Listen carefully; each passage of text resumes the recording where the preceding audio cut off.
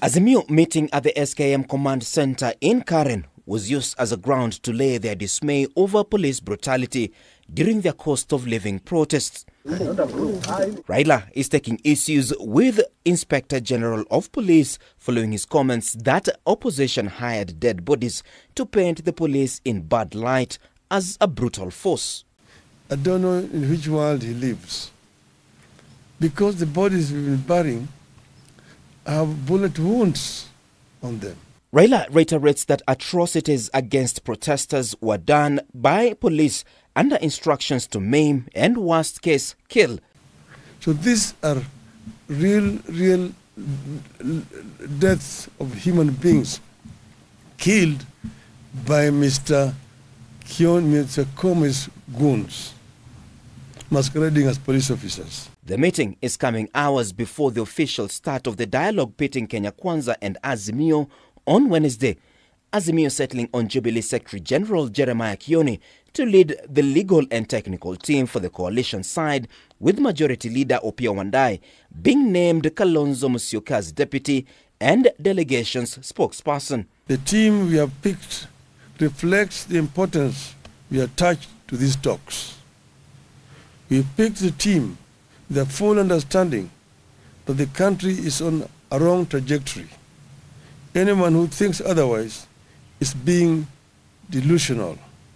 The coalition insists that the faith and their goodwill in the talks will yield its required fruits, but that should not be misconstrued to being weak.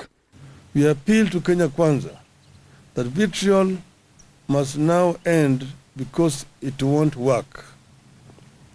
Propaganda must now end because it has not solved our problems this past year, and it won't in the coming year. Cost of living, audit of the 2022 elections, restructuring of IEBC and interference with political parties still remains top of their priority.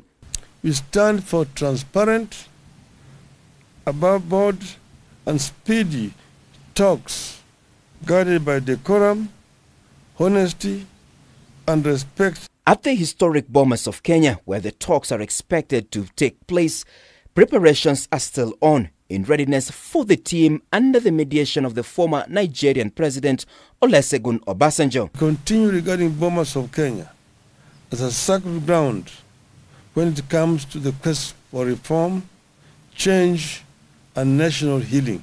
Kenya Kwanza rejected Azimio's call for a meeting at the 5-star Serena Hotel on grounds that cost of living cannot be discussed in a 5-star hotel, and instead settled for the Bomas of Kenya. Wednesday's first meeting will be used to set terms of references, but even at the last minute, hard stances still persist. But this particular room will be used to break that particular deadlock. Martin Opiyo, K24 TV, Bomas of Kenya, Nairobi.